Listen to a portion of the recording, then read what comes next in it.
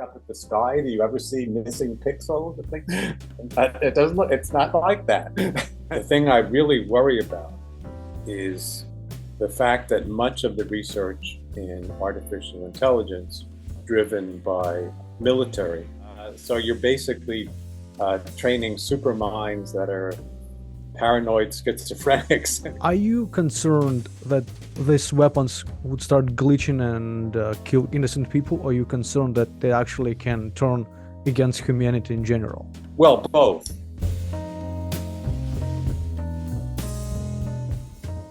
Dr. Wilczek, thank you very much for being on the podcast. Happy to be here. To set up the expectations of the listeners and yours, I guess, I'm going to start this interview with a segment I call Dumb Questions. Okay. When you meet strangers on the street, how long before you tell them you're a Nobel Prize laureate? I don't tell them that unless it arises naturally in the flow of conversation, which is very unusual. You should have a T-shirt saying that. Like, I need to send you one. I do have T-shirts that say that, but I don't wear them. I got them as gifts. But, what's the square root of your IQ? I don't know. It's probably somewhere between 14 and 15. If you had to get a tattoo, what would that be? To get a tattoo, I'd get a tattoo of the vacuum.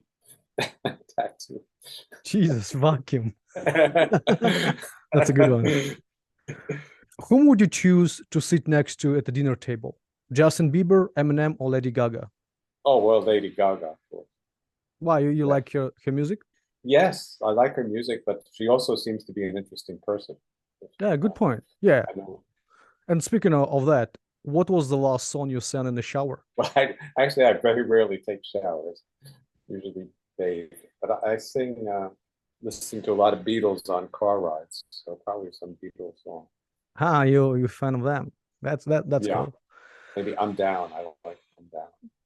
I like the songs that have to sing the songs that have refrains and allow you to really get physical with that.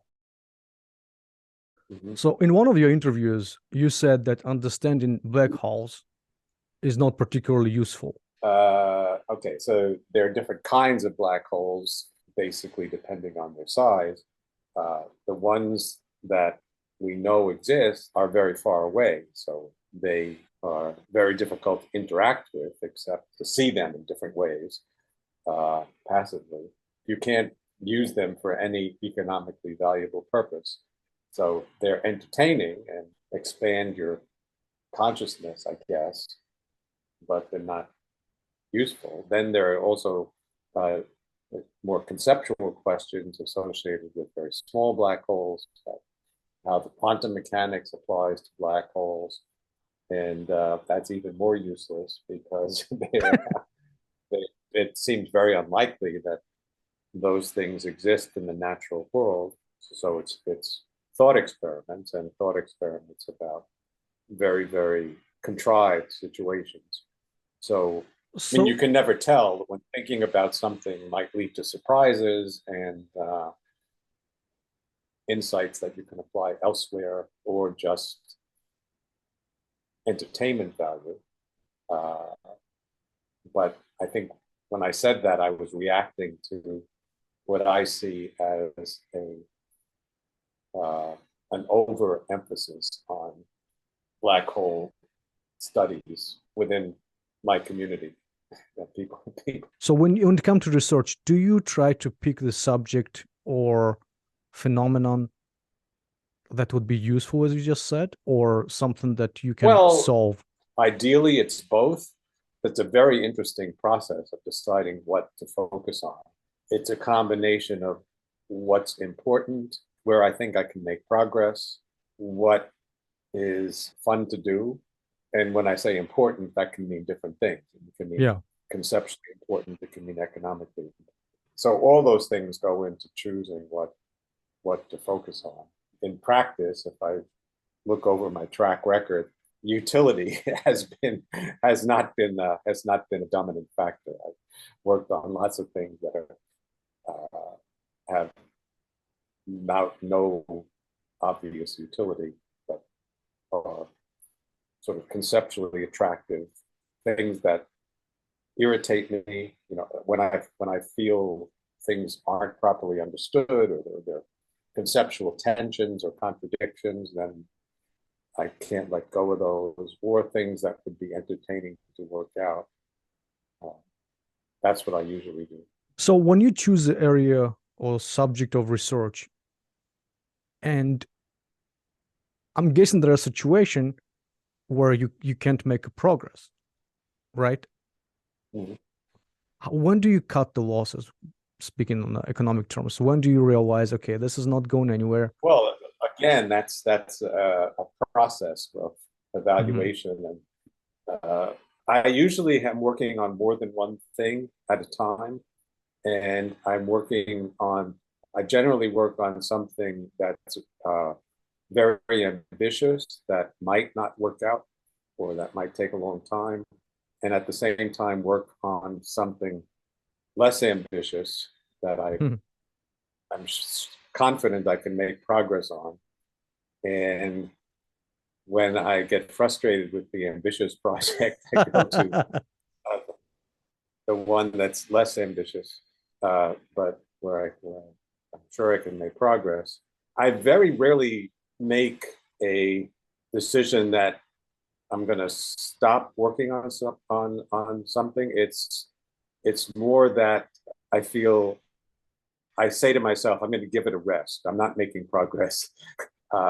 Let's turn to something else, and it's not even necessarily a conscious process. I just find that I'm spending more time doing other things, mm-hmm. and let something have a rest. And I pay a lot of attention to this process. I have every week I think about what I'm going to do in the next week. Every month I think what I'm going to do in the next month, and every year I have quite an elaborate process that I list the projects that I might want to work on, and try to think about their priority.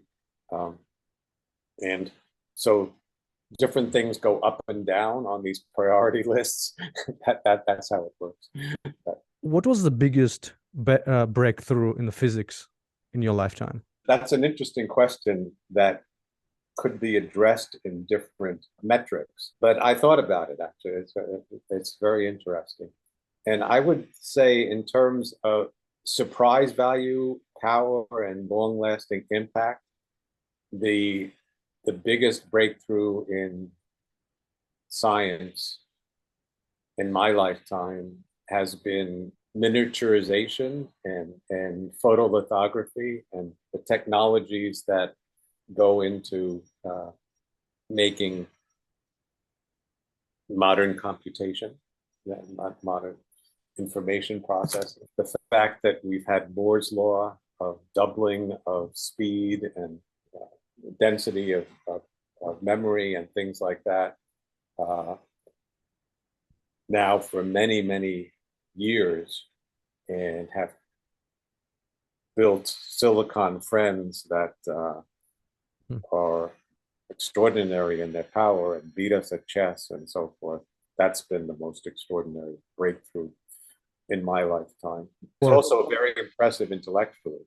If you understand what goes into making a chip, and the knowledge of how matter works, the quantum theory, the control of light, a very, very detailed understanding of the world that is necessary in order to pull off these feats.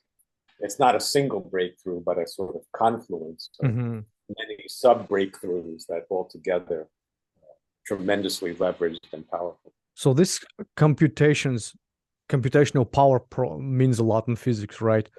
Do you ever get into the problem where you just think the technology is not there yet in order to help you solve it? Yes, well, I'm working on something now. We want to detect axions, and I think there's a very good chance that they are the dark matter of the universe. They're all around us, but they interact very, very weakly and in unusual ways, so that to detect them is a great challenge, even for modern technologies. And we're trying to rise to the challenge. but it requires new ideas, new kinds of instruments, and we'll see whether we get there, but I hope so. Yeah. Axions is one of the works you're known for. Can you elaborate a little Yes. bit on that? How you discovered it and what's the significance of it? It's a long story. I'll try to make it comprehensible. Uh, there's a feature of the, well, maybe I should say on background first, that when you asked me about the greatest breakthrough during my lifetime, I talked about the one that I think has, there are different metrics, and I mentioned something that I think is highly leveraged and affects a lot of things. And but in terms of profundity and fundamentality, I think the understanding of matter that we achieved in the so-called standard model of fundamental physics is the greatest breakthrough. And that's going to last for thousands of years, maybe forever, as the foundation of our understanding of the physical world. And it's very difficult to overstate how comprehensive and powerful it is in principle. So it gives us all the equations we need to do chemistry, engineering, of anything about the physical world, basically, of practical utility. And then the question becomes just how to calculate the consequences of these equations, which is where the computing comes in, so that they go hand in hand. Okay, so but back to the current question. So this is close to God's last word. This thing we call the standard model. So we should hold it to very high standards of intellectual coherence and beauty, and I'd like to think that God has good taste. So when you look at the equations, they are very beautiful, very economical for the most part, but they have a few loose ends and things that are not explained. And one of the things that's not explained fully, almost fully, and that's impressive, but not quite fully, there's a little loophole, is the strange feature of physical law that's been there since the time of Newton and held up through all the revolutions that and changes that have occurred in the intervening time, which is that if you run the equations backwards in time, they look exactly the same. This is called time reversal symmetry. The world doesn't look that way, but the fundamental equations do. And why should that be? And the standard model almost explains that in terms of deeper principles of relativity, quantum mechanics, and something called gauge symmetry, but not quite completely. So then you ask, can we do better? Can we augment the standard model so that it does explain this feature of the world? The answer is yes, you can.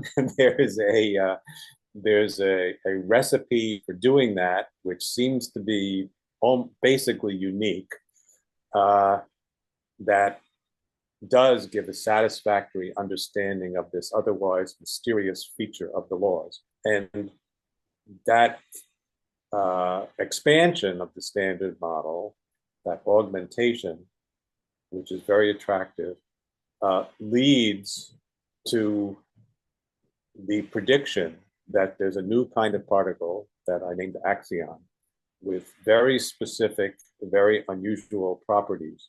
And then when we investigated further the properties of this axion, surprisingly enough, when you calculate how it gets produced during the Big Bang, whether it persists, and what it would look like in terms of how it would be dispersed through the universe and how it would gravitate and affect the matter we know, it fits exactly the profile of something astronomers have been worried about, which is the so-called dark matter. They seem to see that there's something out there that eludes all their telescopes and all their refined measurements of ways of looking at the universe, except that it exerts gravitational force on the things that we do see.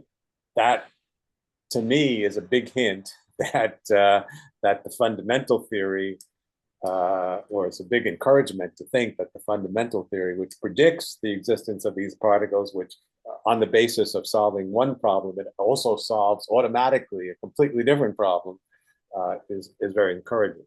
So that's what axions are. They're a kind of particle that's very abundantly produced in the Big Bang, if it exists at all, that interacts very, very weakly, but in predictable ways with matter, and would like to check that it actually is that way, that is what the dark matter is, and there are reasonable prospects for doing that. But testing that is very hard. I'm guessing. Like, what are the instruments? It's very hard. Yeah, it's very hard, but it doesn't seem hopeless. Okay, this story now has been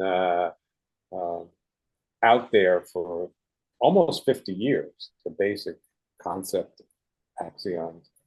It's evolved a bit, but really, essentially, has been out there for 50 years, and a lot of effort has been put into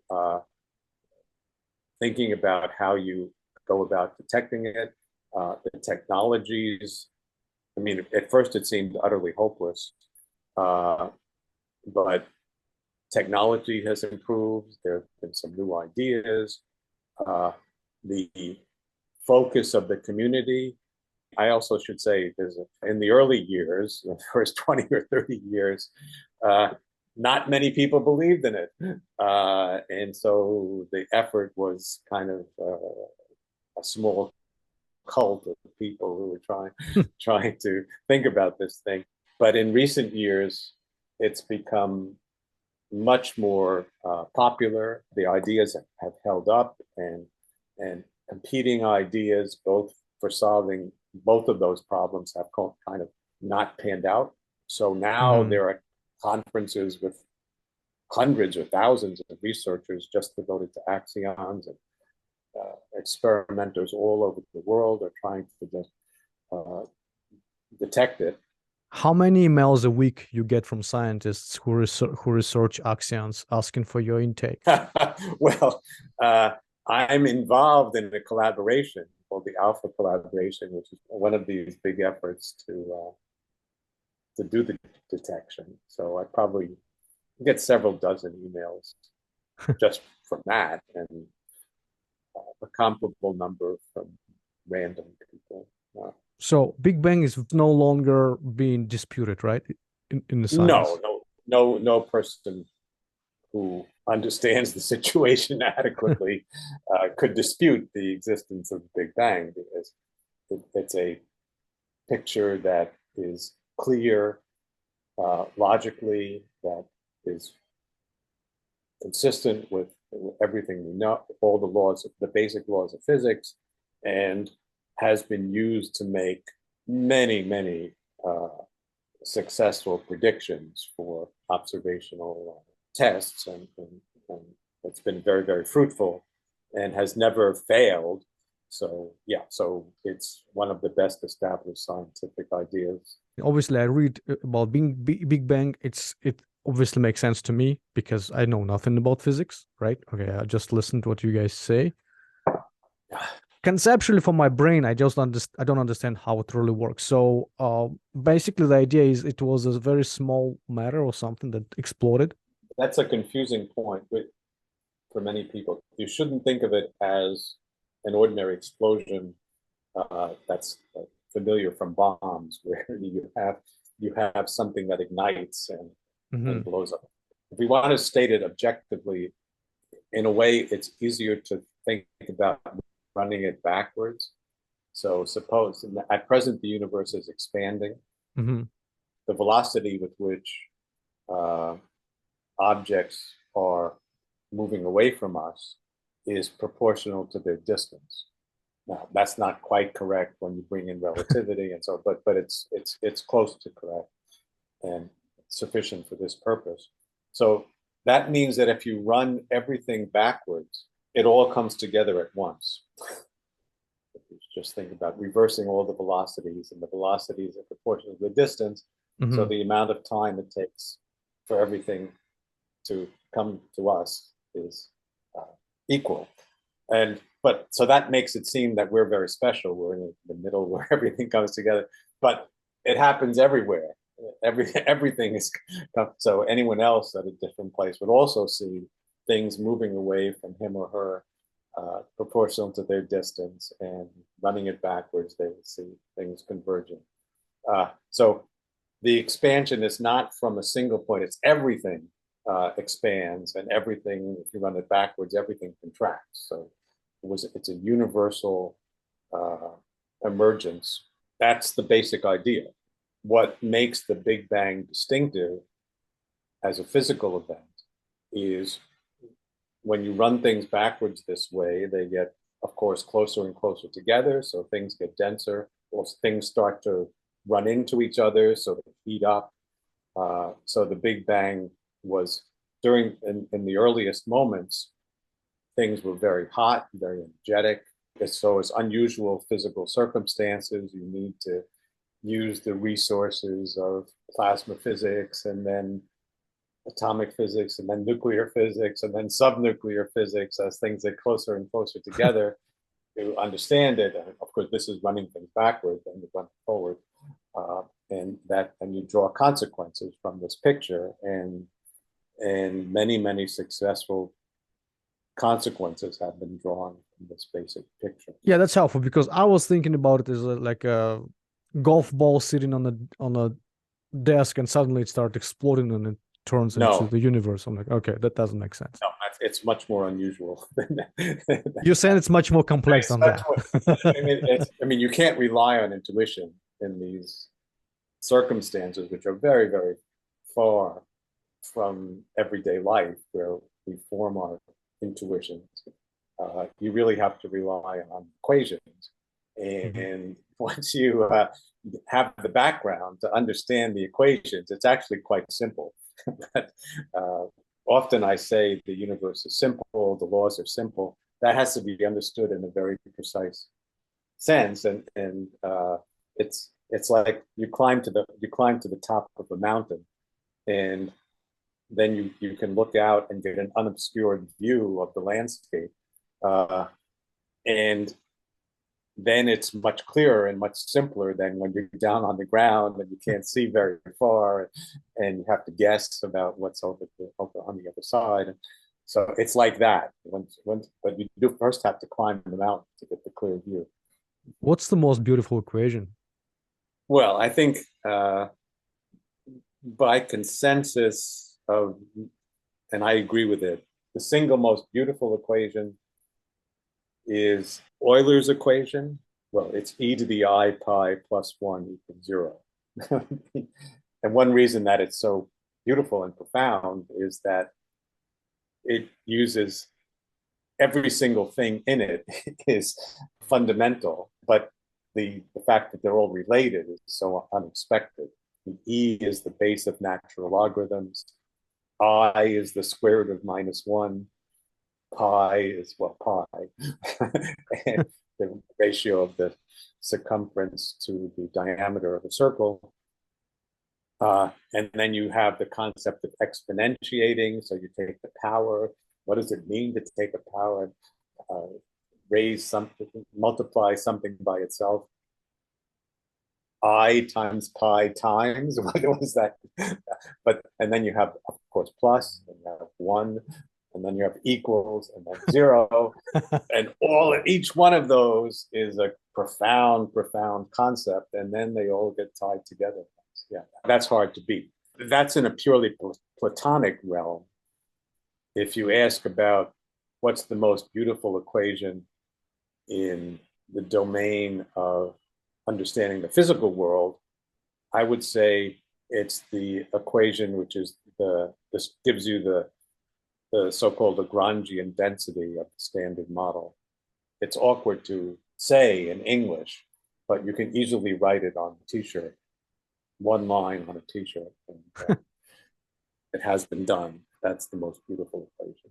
Some time ago, people start circulating I don't know if it's semi-joke or just a theoretical hypothesis that this is simulation. I think it's dopey.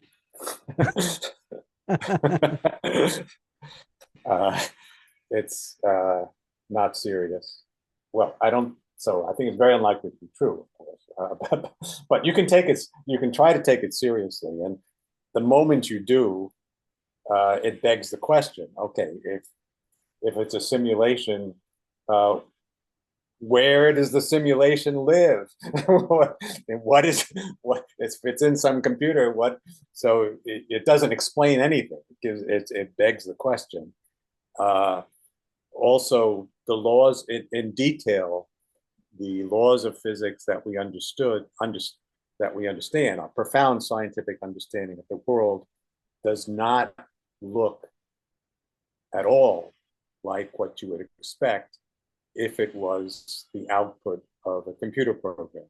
It would be an extremely inefficient way to encode the way the world works. There's a lot of hidden structure, say, to understand an individual proton quantitatively at present. We need elaborate supercomputer calculations, and there are many, many, many protons. So if you just wanted to make a world that manipulated concepts, why would you make it out of these very complicated things whose computation you don't really use? Okay, I could go on and on. But the laws of physics, as we know them, do not look at all like what you would get from a simulation, but by any competent program. Okay, but you can entertain the idea, and then the question, okay, so the burden is on people who want us to believe such a crazy thing to point out a consequence that this idea has that is true and that you can't explain in other ways. And there's no such, as far as I know, there's never been anything of that kind. So let's not talk about the world. Let's just talk about an actual computer and the mini worlds that it produces. The output on your screen. Occasionally, there are little mistakes. Are there mistakes? And if you look up at the sky, do you ever see missing pixels and things? It doesn't look. It's not like that. The laws don't have that character. Speaking of computers, you were one of the people alongside Stephen Hawking who raised the alarm about maybe not raised the alarm, but you basically said, hey, artificial intelligence might create great opportunities, but it also creates existential risk. Yeah. Are you watching what's happening with OpenAI and this ChatGPT? What's your take? Oh, yes. I play with it and use it. It's the sort of thing I thought might happen, and it's happening. I think it is important that people think about the implications of having these enormously powerful instruments, what the implications are in terms of putting certain people out of work, basically discourage us if they're kind of doing everything that we do but better, or they could even become malevolent. All these things. So I think mankind, humans, will have to grow and adapt and make sure that we integrate ourselves into this technology, make sure that it is consistent with the kinds of values we'd like to encourage. It's going to be a process, and it does need attention for sure. The thing I really worry about, though, is not just is not so much the raw intellectual power of what's emerging, but the fact that much of the research in artificial intelligence and applications is driven by military concerns. If you think about it, you're training necessarily, and when you're training or using AI for military purposes, you're making devices that are suspicious because they want to defend against external threats, and are very aggressive because they want to force attackers or aggressors to do things that they didn't want to do. So even if you're thinking of making a purely defensive device, you're making devices that are, if they were human, you'd call them paranoid because they're worried about things, and you'd call them aggressive because they need to react strongly to perceived threats. So you're basically training super minds that are paranoid schizophrenics because they also have limited understanding and not human understanding. So a kind of understanding you don't really yourself understand. So it's very, very dangerous. And I hope through that letter to get people thinking about that issue. Are you concerned that these weapons would start glitching and kill innocent people, or are you concerned that they actually can turn against humanity in general? Well, both, but especially the first. In my experience, very intelligent people also tend to be very nice people, very empathetic people. They have the imagination to put themselves in the other guy's shoes, so to speak. They have an appropriate humility given the way the world works and how small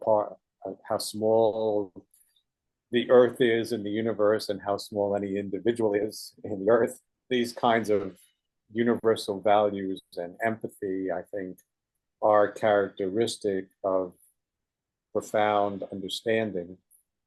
And I think super intelligent beings, be they artificial or cyborg collaborations of people with machines, I tend to think will be benevolent, but things could go wrong.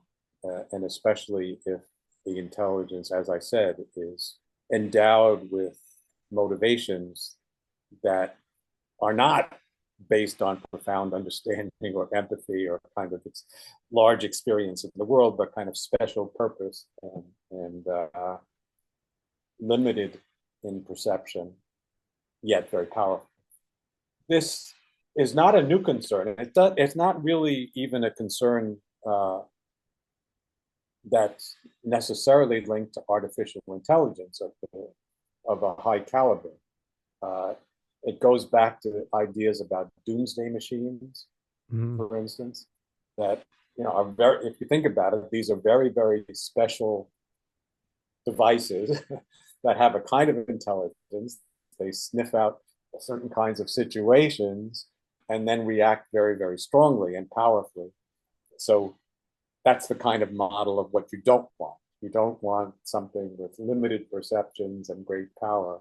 I guess what I would advocate, what I advocate is that people think hard about what could be, how the future might develop, and then think about knowing what could be, what they want to happen.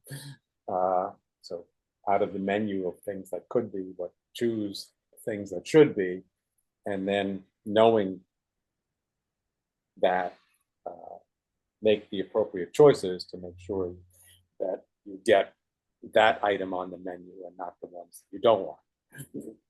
Well, let's switch gears a little bit from from this futuristic technology stuff to something less technological. Let's go back to probably 1950s. I believe you were born around that time. Where were you born and where did you grow up? 1950. I was born in 1951, May 15th, in on Long Island, New York, a place called Mineola. How was that place during your childhood? Can you describe it? What you remember Well, from there? it was between urban and suburban, I would say. I mean, it was, uh, within the borders of New York, but New York City, but just barely. So, and it was a place that was populated by lots of immigrants, or second generation families. Uh, it was a vibrant community with people who wanted their children to do better. So who were typically making sacrifices. It was, I guess, middle class or maybe lower middle class, but very vibrant. And it was a subway ride or a bus ride to all the resources of the world. And we had an excellent public school system. I was very lucky to be born at the place and time I was, I think. What did your parents do? My grandparents came to the United States from Europe. So we were second generation.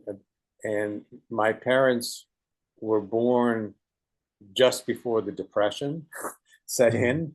So they lived very, very difficult, and their families kind of weren't ready for it, struggled to get by.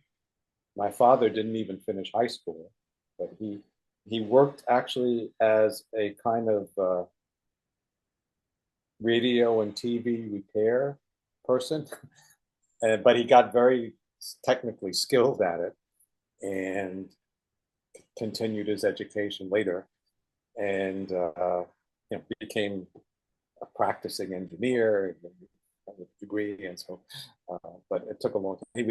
He was going to night classes and studying while I was growing up, so I actually read the books that he was bringing home.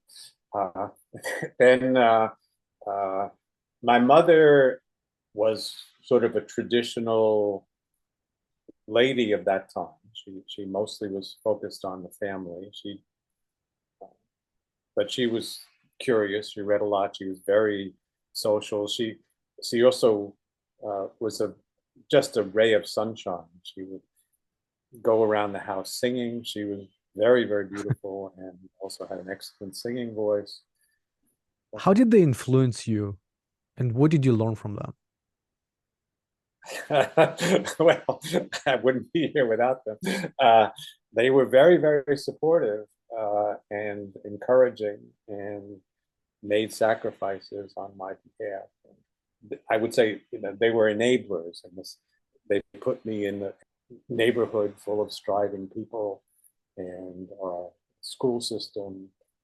Although we didn't have a lot of money, they encouraged me to get books and to think about what I was getting, and also, but they also held me to high.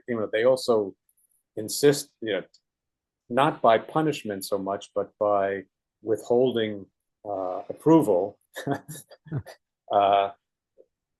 or giving approval when I didn't or did sort of focus on my studies and things that they thought would lead to me having a better life than they had. What's your favorite childhood memory? That's a new one. What's my favorite? I think my favorite childhood memory actually is just playing. When I was growing up, so say when I was between 5 or 6, and when I left Glen Oaks, which I was 15, spent a lot of time outdoors just playing a lot of sports, running around.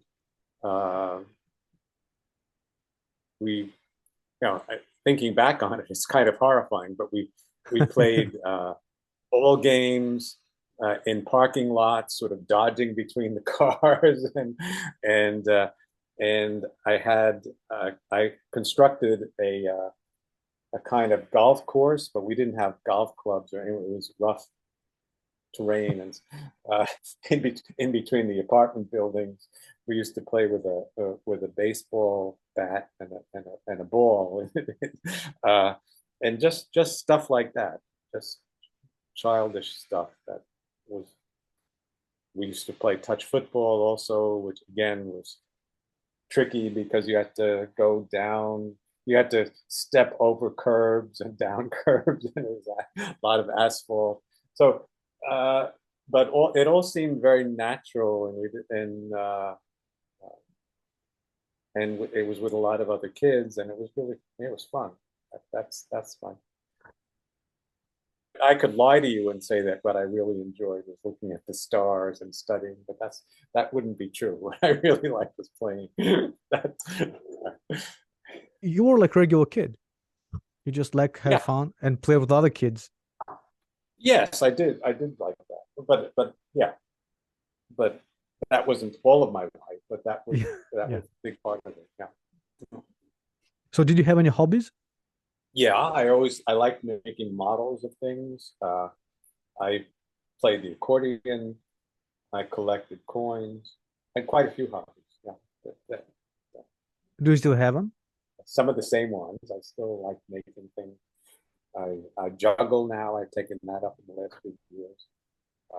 I played the piano. Got fairly good at that. When did you find time to learn to play piano? Jesus. Well, I took that up as an adult, actually. As a child, I played the accordion and drums. Wow. I wanted to play the piano, but our apartment was too small and too many neighbors to make that much noise. Now, I wasn't innocent of music. I knew from the accordion. I knew some basic theory, and with the right hand, the playing is very similar. So I just did. I mean, and so I took it up. I think I was almost exactly 30 years old. I took it up.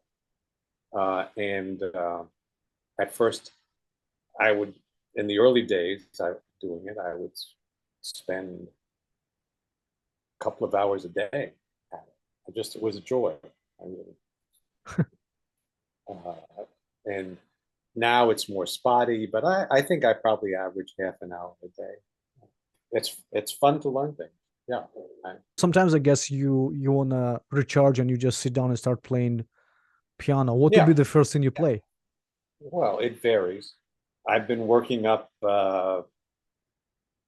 some Beethoven sonata recently, and the beautiful Adagio from Appassionata. So classics. No, but I also have Beatles tunes, and I haven't done it yet, but my wife is encouraging me to also sing while I'm playing the piano. So I have some, popular standards, things like Santa Lucia, Christmas songs. so it's in an alternative life, I could have been a musician, maybe. I don't think I have so much talent at it, but I really like it. When you were growing up, what did you want to be? I didn't know specifically what I wanted to be, but I liked a lot of things, intellectual things. I think that was always true. But I thought about being a writer or a newspaper reporter vaguely. But by the time I went to college, or a historian, I liked all those things. But I really liked where I was really passionate in retrospect was about math and science. And by the time I went to college, started college, there were really three contenders for what I wanted to do. I thought I might want to do mathematics. The kind of mathematics I wanted to do ultimately was, when I thought about doing pure mathematics, was mathematics about the about the most basic things, about how logic works, how things that would now be called probably computer science or theory of computation, how algorithms work, things like that, or not, and connected to that, actually. They're all connected. They're not, they may sound very different, but they all have a lot in common. The other thing I really liked was philosophy under the influence of Bertrand Russell, which was also mathematical logic, basically. So not even really, and trying to understand, but kind of less about proving theorems, more about discussing the foundations and what the axioms should be, and applying them to questions that are usually thought of as philosophical. And then the third was physics. Again, it's mathematical physics, not experimental physics, mathematical physics. So all of those had in common playing with symbols and abstract concepts. But I wanted to understand how mind works. So I should have mentioned also there was another rather different thing that I considered briefly in college, which was kind of neurobiology, trying to understand how minds work. But I very quickly realized that at that time was not ready for mathematical treatment, and I didn't have the patience for laboratory work. So that one, I maintain, even to this day, I maintain sort of an amateur interest in that business, but that didn't last very long.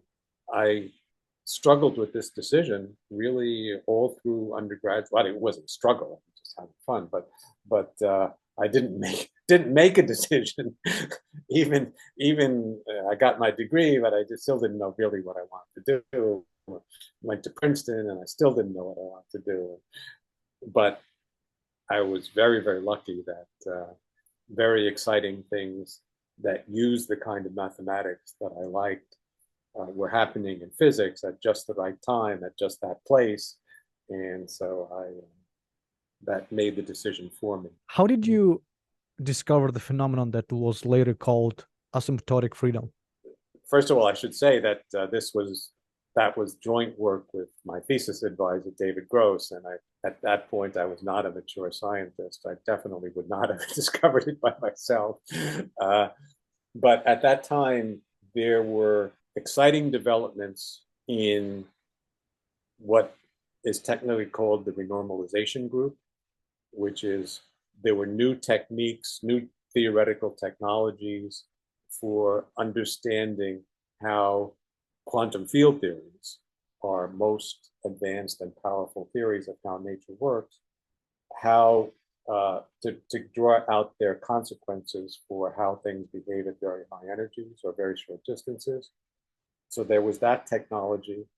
And then there was a different development called gauge theories, which were very particular theories of how fundamental interactions might work. And so the question naturally arises how to apply those technologies for drawing out implications of quantum field theories to the particular quantum field theories that had this gauge symmetry. And I was looking around for something to work on, a thesis project at that time, and discussed many different possibilities with David. But the one that crystallized was to understand how the renormalization work group works in gauge theory, so to study the implications of these new kinds of theories using new kinds of theoretical technologies to figure out their high energy behavior. I originally was focused on kind of academic problems or problems of principle in what's called the weak interactions, where we actually had a specific candidate theory for how that might be working. I mean, I should say that this, in background, this was the time when what's now called the Standard Model was just coming into focus. That's what I set out to do, was to calculate the behavior of gauge theories at very short distances or high energies. And then when the calculation was done, and it was technically at that time a very demanding calculation technically, because neither the renormalization group nor gauge theories were that well understood, the result was very startling, because we found that there was a very specific kind of theory, very, very specific kind of theory, unique, basically, theory that had the property that the interactions get weaker at short distances or at high energies. This is the property now called asymptotic freedom. We quickly realized this kind of behavior, which was very unusual, could be applied not to the weak interaction, not only to the weak interaction. I mean, you could apply it to anything, but it could act. But there were actually experimental clues that said this is something you want in a theory of the strong interaction. And we had almost a unique theory that had that particular property. It was beautifully fit what we needed for a theory of the strong interaction. So and really it was just a matter of a few weeks or a few months at the most between having vague ideas that we wanted to study the way quantum field theories behave at short distances, to having a very concrete, compelling proposal for how what the fundamental theory of the strong interaction is, together with ways of testing whether that idea was correct. So if this was a movie, it probably would include you, David, at night saying, like, guess what I just found out. Was it like that, or no? It's more like it was more gradual. Well, it was very intense. We during these months, we talked almost every single day for several hours. And, wrote equations at the blackboard and tried different possibilities. So, yeah, I'm telling you the story of what worked. There were a lot of things that didn't work. There was much more of that than. That was 1973 when you published the work, right? Yes, although the key breakthrough really occurred. I remember it distinctly. It occurred just in late 1972, when we took several months to clean it up and calculate more things before we presented it to the world. But it was, I remember distinctly it was during the Christmas vacation, just before New Year, between 1972 and 1973, I was looking at preprints. In those days, results were circulated through exchange of preprints, things that arrived in the mail. And there was a preprint from a physicist named Szymanczyk, who was putting forward ideas that were very close to he didn't have actually calculations, but he was kind of musing along the same directions that we were investigating. So I told David, I was getting really nervous, and I said, we really should start thinking about writing this up and bringing it to a conclusion. And at the time, I remember being very surprised by his conservatism about or high standards about writing things up.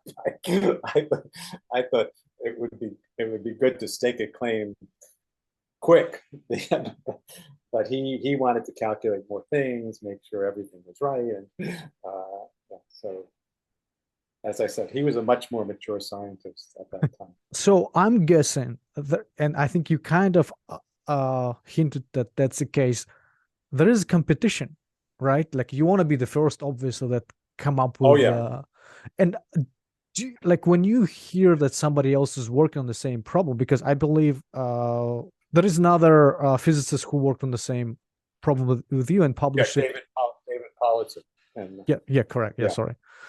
So, did you know that he's working on that problem as well? I don't remember exactly when we found out, but it was after that. So it was when we were really, we had already kind of drafted basic letter and some internal summaries that.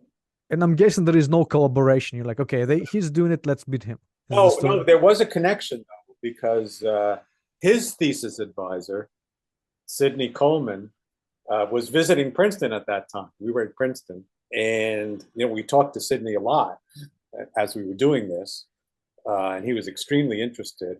And then one time he came back he went back to Harvard to touch base. So that was his home institution, but he was visiting Princeton, and he said, "Oh, I have this graduate student who's doing something that's related to what you guys are doing."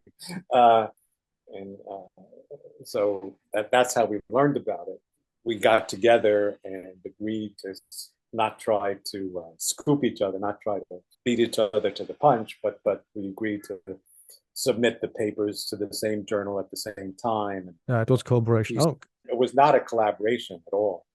And I have to say, we did much more than he did. But okay, even now you're competitive. Look at you. Yeah, he certainly did do the central calculation. So. Years later, I think almost 30 years later, do you remember receiving that call saying that you won the Nobel Prize? Oh yes, I remember it very well. Were you expecting the call? How does it work? Like you submit the work and you wait for them to respond, or it's just completely out of No, the no, blue? no, no, no, no, no, not at all. No, it's a very careful and elaborate procedure. The Nobel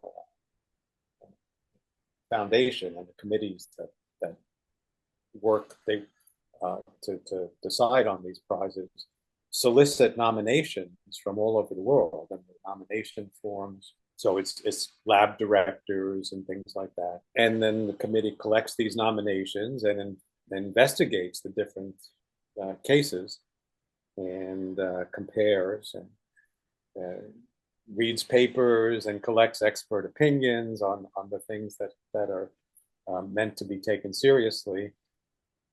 I haven't been privy to any of the inner workings of this, but I have served as an expert referee, for instance, in a couple of cases. There's a kind of committee that has 5 or 6 members from different subfields of physics, and they report to the Swedish Academy, and that's basically how the process works. They work very hard at it. These committees meet many times during the year, make sure that they do things right. It's a very serious process. That's one of the big reasons why the prize has as much prestige as it does. So you get a call notifying you that you won. Yeah. Okay. So skipping back to the original question, I had thought from very early on that this work should get a Nobel Prize. However, or now, let me put it this way: it was the theory held up and became better as more people got interested in it. Theorists got interested in it. We learned how to calculate more things.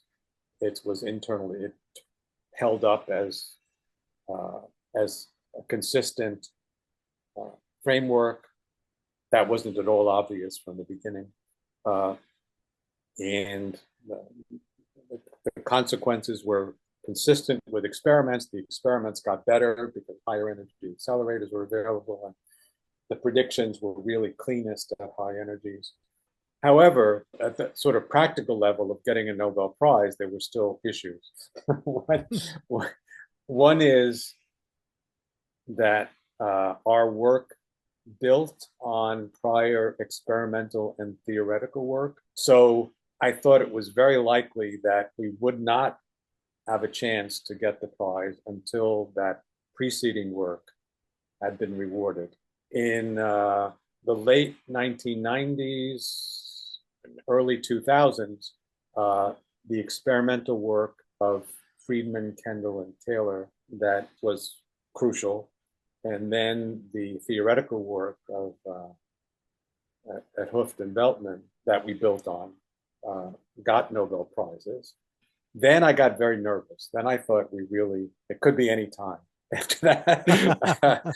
And so for a few years, I couldn't sleep when the night before I knew it was going to be announced. And 2004 was no different. I wasn't able to sleep. And I knew the prize would be announced at 6 a.m. East Coast time. Or as they say, not before 6 a.m. East Coast time. We had a clock by the side of the bed, 5 a.m. or so. I said, well, to myself, I'm not sleeping. I might as well get up and shower just in case they call. And I was in the shower at 5:15 or so when my wife came in with our mobile phone. Was someone calling for you? From Sweden. And I said, okay, I guess I'll take the call. And I got out of the shower. I was dripping wet. She'd drive me off as this was going on. And yes, that was the call. I got the call. I didn't realize that they call before the public announcement when they reached the decision. And the other thing I didn't realize was that the call was not simply an announcement. You won the Nobel Prize, congratulations. Hang up. At least in my case, several people wanted to congratulate, and then they wanted to explain how I should behave when the press arrived, and so and what it was going to be like. And so it was about 20 minutes phone call, and I was standing there stark naked and dripping wet, and so it was very memorable. And then I called my parents, and that was amazing too, because they had sacrificed on my behalf, and it's a very special event in their life too. But when I called, my father answered, and he was extremely grumpy. He said, do you know what time it is? Do you know what time it is? Look, whatever you're trying to sell, I'm not interested. and he said, no, and I had to explain, no, it's me. Yeah, but that was a very joyous occasion. Doctor, from that point on, how is your career changing? Probably less than you might think, because within the physics community, I think this prize was widely anticipated. Within the community, it didn't change things so much, but in terms of the external world, get many more invitations to do things. Publishers were much more interested in publishing what I had to say. It gave me kind of a platform, and also I must say more confidence, because I had something to fall back on and say, oh. Is it fair to say that Nobel Prize is something that almost every scientist is striving for? I don't think very many scientists would turn it down if the opportunity came to get it. I think many do strive, especially when they're thinking about early in their careers, when they're thinking about or as teenagers dreaming of what a scientific career could be. This certainly crosses their mind. It's very glamorous. It's one of the few times that science is highlighted in the newspapers and things like this. It reaches public attention. Typically, as people get involved in the research community, they realize that a lot of things have to break right for you to get a Nobel Prize. You have to be working on the kind of subject that can get a Nobel Prize. So there are lots of areas that aren't that way, that are mature subjects or are very interesting, or are aimed at applications that, barring some very fortunate accident, is not going to give the kind of new perception of science that gets a Nobel Prize. So many people sort of abandon that dream. It's not because that's not relevant to what they're actually doing. But for people who do fundamental research, or the kind of research that could lead to Nobel Prizes, yes, they do I think, I don't know, they might not all admit it, but they all do have it in mind. And for people who get close, there are certain people who, quite a few people whose work is sort of on the cusp of getting a Nobel Prize, and then they really think about it because it makes a big difference if you get it. It's a glorious experience. So after that, seems like Axions were your next big discovery, right? There were other semi-big ones, but that's, yeah, it's fair to say that that's the next sort of comparable one. So I'm trying to think through Asymptotic Freedom, Axions, Anyons. Let's talk about anyons, because we covered Axions a little bit. What are the anyons and what's their significance? I have to give a bit of background here. Quantum theory unified the description of what matter is in saying that the concept of particle that was very fruitful in discussing mechanics, but also electrons, models of elementary particles, was one basic concept. But another concept was waves, and waves were used in the fundamental description of light, electromagnetic radiation, and there seemed to be these, and the gravitational field. So there seemed to be these two very different kinds of ingredients in making the world. But quantum mechanics brought them together. It's called wave-particle duality. So it was found that electrons have wave-like features in their behavior, and photons kind of, that light is embodied in photons, which have particle-like behavior. And so we had this unified description, and that was a beautiful thing. But that only applies to one particle at a time, so to speak. The moment you have two electrons or two photons, they're different again. Electrons are what are called fermions, and they have this feature that they don't want to do the same thing. Note, this is called the Pauli exclusion principle, that two electrons can't be in the same quantum mechanical state. Whereas photons love to do the same thing. They love to, they're called bosons. So fermions don't like to do the same, bosons like to do the same thing. And this behavior is called quantum statistics. And for a long time, for many years, physicists thought that there were just two possibilities for particles.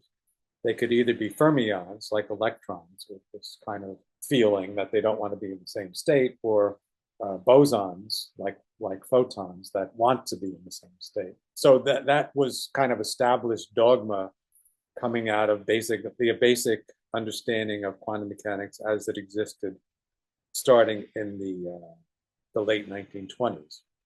And for more than 40 years, people thought that those were the only possibilities. But then in the very late 60s and early 70s, that began to be questioned. It was theoretical play at first. I mean, the people who first discovered this are two Norwegian physicists named Linus and Myrheim. They figured out that maybe there are exceptions to this. Their work was not very well known. It was in an obscure journal. Nobody paid attention. I was never happy with the so-called proofs that you could only have bosons and fermions. So that bugged me even as a graduate student. And then there was an important theoretical innovation in physics at that time that was very popular in Santa Barbara, where I was at that time, connected with particles that you thought of as fundamental particles actually breaking into pieces, like electrons breaking into halves within matter, so that you could have objects with fractional charge a half of the basic charge of an electron, for instance. So I was very interested in seeing if you could make things that are fractions of other things within matter. So whether the particles that we see in free space could fractionalize in some circumstances when they interact. That led me to the concept that you could have things that were like half of fermions or fractions of bosons if you worked in 2 dimensions.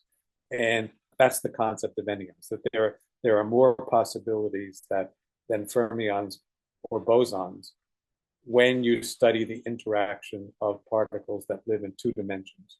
And I realized that and named the particles and showed how they arise in a powerful mathematical framework that could be used to analyze the consequences, generalized. I would say the most surprising to me and gratifying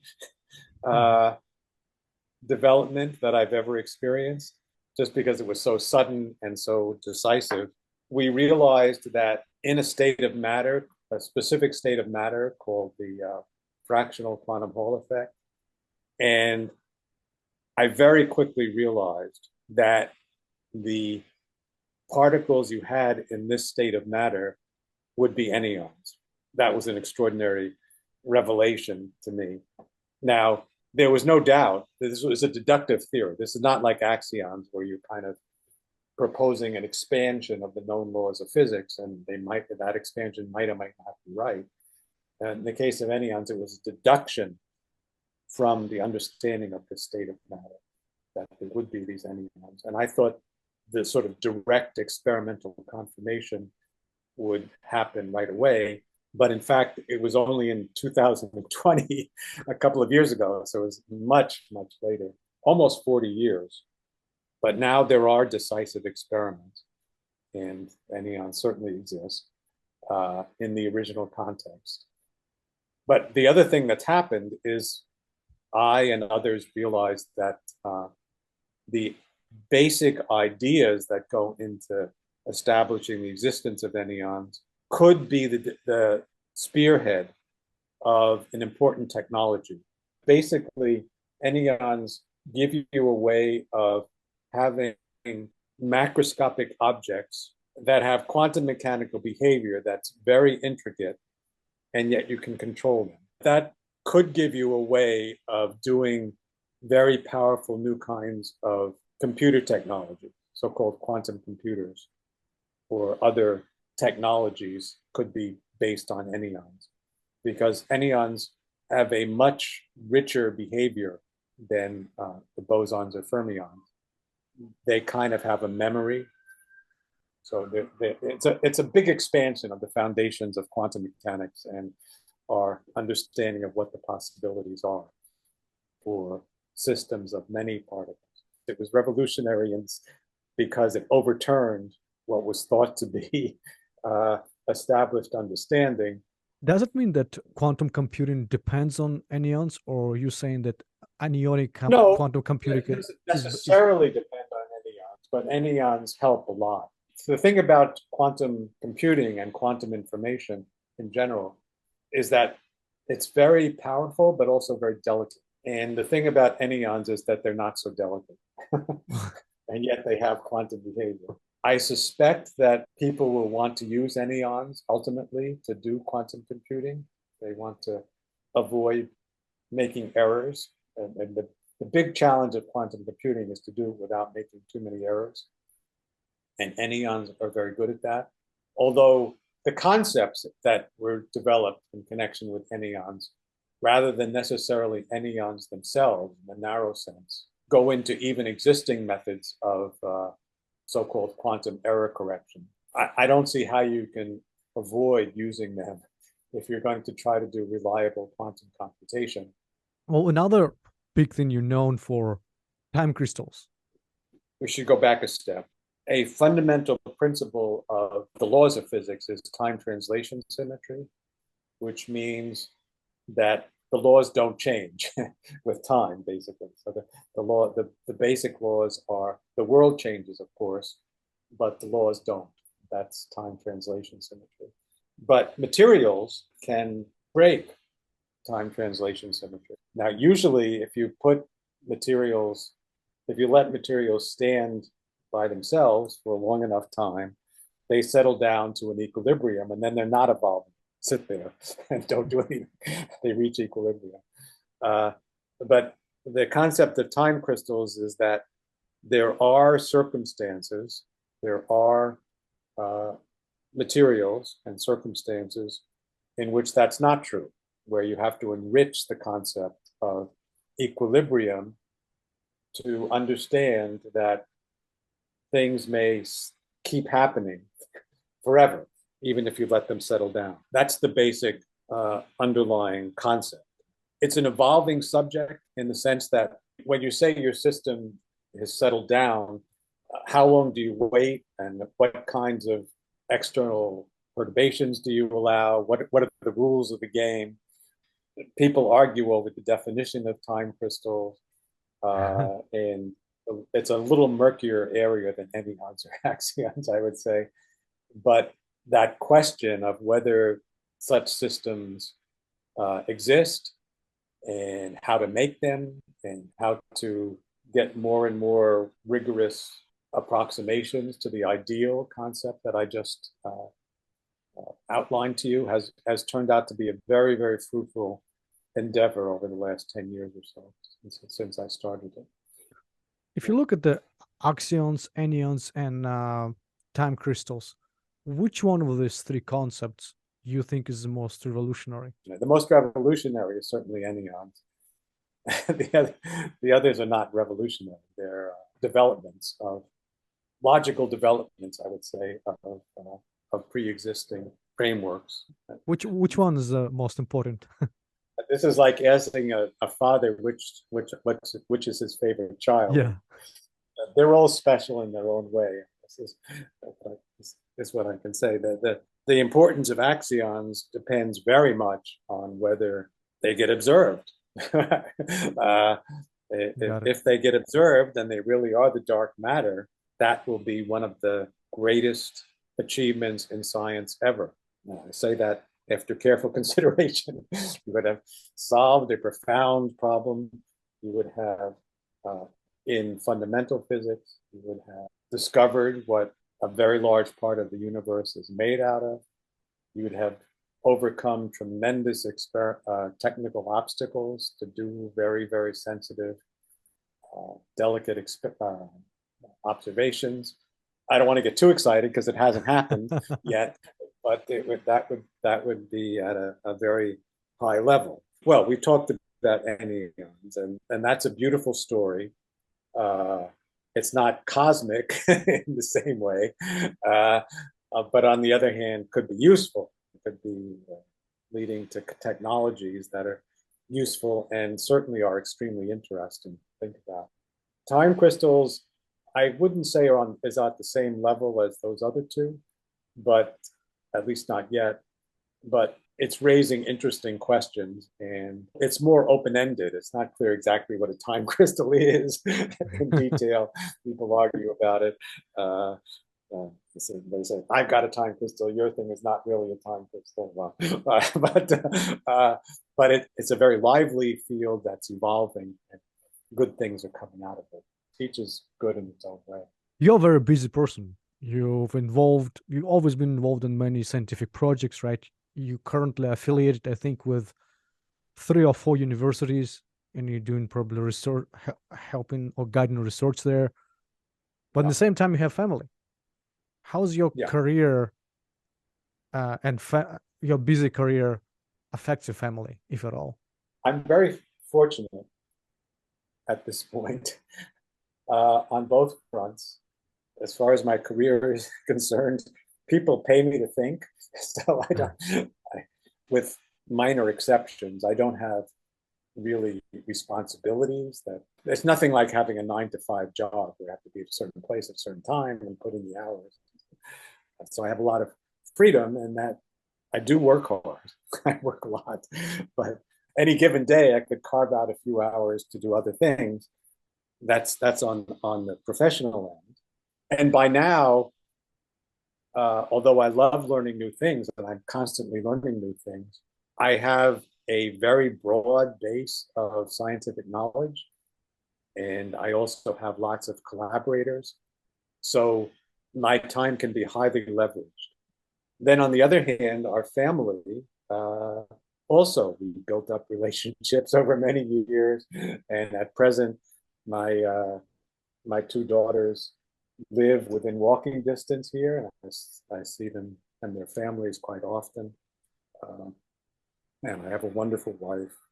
By now, we're reasonably prosperous, so we have food delivered and things like that. Life, we have very convenient living circumstances wherever we go. People treat us well, so that makes it possible. When your daughters were just grown up, when they were kids, when you were reading them the fairy tales, did you kind of get into rabbit hole explaining some physics about certain things that, oh, this actually can't happen in the real world, it doesn't work like this, and this is why? Or you just let kids be kids? I certainly didn't insist on logical accuracy, but from time to time I would remind them, yes, that you shouldn't take magic too seriously. It was not so much by subtraction, but by addition. I tried to show, I did show them how things actually work. A little demonstration, pointed them to appropriate books and things like that. So I have quick Blitz, so I'll read you like quick question, sure. Give me a quick answer. It's less of the physics related, so more about you. Let me know when you're ready to go. Sure. Okay, what's your favorite movie? The Godfather. Oh, wow, unexpected. That's Beautiful Mind or something. Your favorite music artist? Beethoven. Favorite sport to watch? Professional basketball. Favorite board game? Chess. What's your favorite opening in chess? I guess the Sicilian defense is probably leads to the most interesting, intense games. Yeah, you're clearly more than just a beginner. Yeah, I just wanted to. It seems like you know your stuff. What's your favorite country to visit? Sweden. Who is your favorite historical figure? Benjamin Franklin. What's the first item on your bucket list? Yeah, I think I'd like to explore Iceland. It's really interesting, spectacular geology. Well, the bucket list is a very special concept of things you want to do. Most of what I want to do is learn more things and read more books, but that's not what you usually think of as putting on a bucket. Maybe the last question. What life advice would you give to your 15-year-old self? Buy Apple. Yeah, that's a good one.